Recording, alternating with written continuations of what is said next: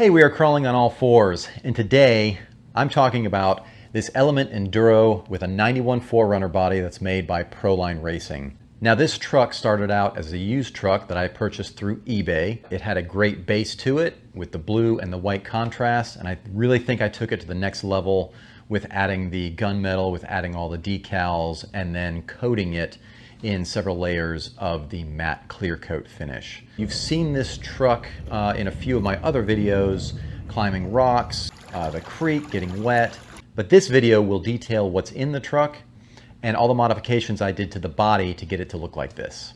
Hope you enjoy the video.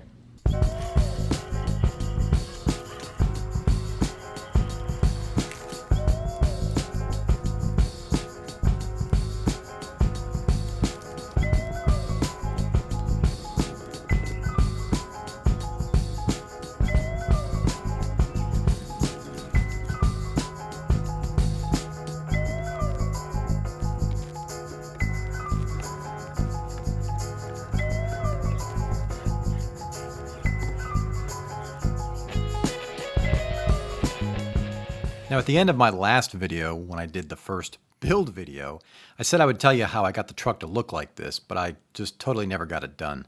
The seller was easy to work with, answered all my questions, and I was able to get it for a great deal. It was clearly used as a basher since there were lots of scratches and even chips in the paint. You can see here that the paint on the inside of the fenders was flaking off, partly because the tires were rubbing against the body and partly because the paint may not have cured properly. There were plenty of upgrades. The previous owner installed the hard plastic front and rear axles, which are more durable when crawling. And you can see that he changed the plastic C-hubs to blue anodized aluminum hubs. And he also went the extra distance to use brass link pivot balls to add extra weight slightly, which is nice. Another noticeable upgrade are the hot racing aluminum shock towers for added strength. I figured these were a good $45 if I were to buy these new, so I appreciated the value.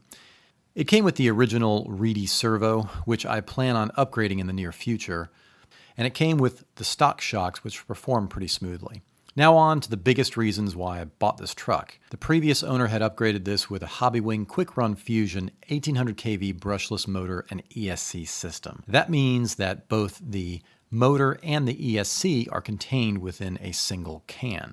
The truck included an 87-tooth spur gear for added strength and speed. However, the metal pinion gear against the metal spur gear was extremely loud, and the metal on metal created a very high-pitched noise that was like nails on a chalkboard, so I installed an Enduro stock plastic spur gear, which was dead quiet. Just listen.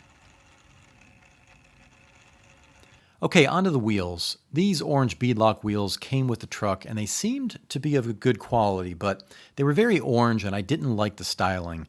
So I decided to swap them out with the stock plastic gold Enduro spare wheels, or bronze, that came off of my original Sendero truck.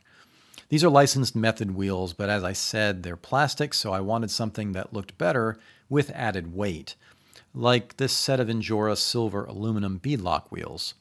I laid out my parts and got ready for the install. I used the stock General Grabber vented tires with the standard foams that came with these tires. These wheels are ridiculously easy to install. They're not ultra wide, but they have a deeper offset than most of your common Amazon or eBay 25mm wheels that you'd get overseas. They were around 30 millimeters, but they aren't marketed as wide offset or deep dish or anything like that. They seemed to match the offset of the original Enduro stock wheels, which I thought was pretty nice, and I liked the way these were looking for sure. Now, here's something cool. Before I started any of the modifications, I wanted to draw out my ideas. So I found this profile drawing of a 1991 4Runner in blue of all colors on Google. All I had to do was draw some lines and start filling in the white to match the existing body. I continued by copying and pasting the wheels I wanted, and I drew tires to reflect a proper scale.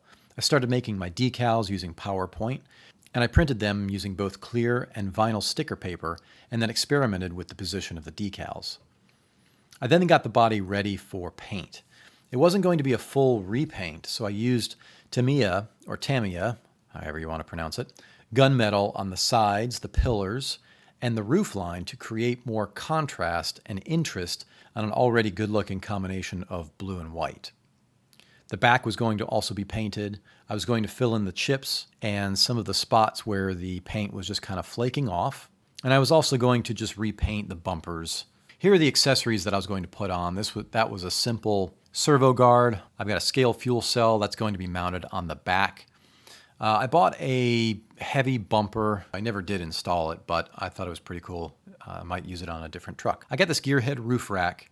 It's made for an LED light bar, so I'm going to install that as well. I made this custom sand ladder mount, and I've just used a plexiglass or a Lexan plate. I cut that out specifically around the size of the sand ladders, and I'm going to place those on the back of the truck on the roof line there. I had just enough space to mount the gearhead roof rack, and I'm going to mount the LED light bar to that as well. The sides will have this custom-made body armor that I also made out of the plexiglass or Lexan. I then sprayed the body with a primer gray just to get it ready for the gunmetal gray that I was going to paint. Here's the freshly painted body with a coat of matte clear to seal the exterior paint, and you can see that I cleaned up the bumpers with a fresh coat of Tamiya PS Series Silver Leaf. I also removed the grill decal because it was all scratched up and unusable. Instead, I painted that small area with textured bed liner so that it blended in with the bumper bar. Painting the rear hatch allowed me to mount this large fuel pack to the back of the body, creating a nice contrast between the red and gray. I also painted the custom body armor panels as well as the sand ladder roof rack. Now, before installing the roof racks, I realized it would be difficult to access the rear body post clips in between the rack and the body, so I glued magnets to the posts and the body in order to secure and release it easily. My magnet of choice was neodymium magnets. Yes, that's it. I used these same neodymium magnets on my Enduro Sendero truck, and they provided a nice tight fit. Now, this was my clever effort to hide the ones in the back of the bed within this little box accessory. So back to the 4Runner, I installed the painted body armor panels as well as some very thin Kyosho panel line tape to embellish the door and panel lines around the body. My dog Hazel is my toughest critic for sure, and while the truck wasn't 100% done, she thought it was looking great at that point. She loves to taunt my crawlers, and she has a thing about biting the rubber tires to try and pop them, so I never have to worry about venting the tires.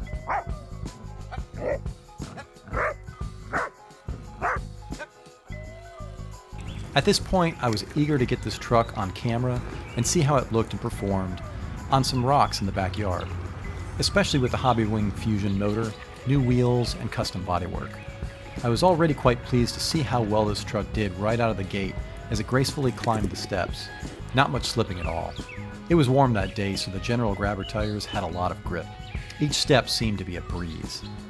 Let me know what you think in the comments below.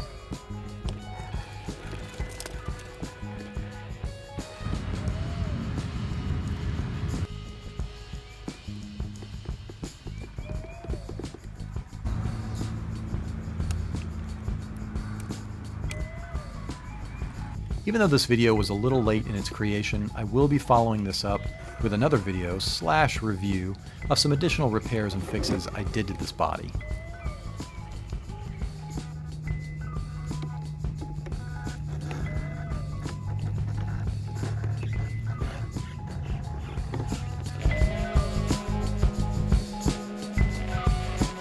Thanks again for watching this video. If you liked the build, give us a thumbs up. Don't forget to subscribe for more content like this in the future. Click the bell for future video notifications, and feel free to share these videos with others. And as always, keep crawling.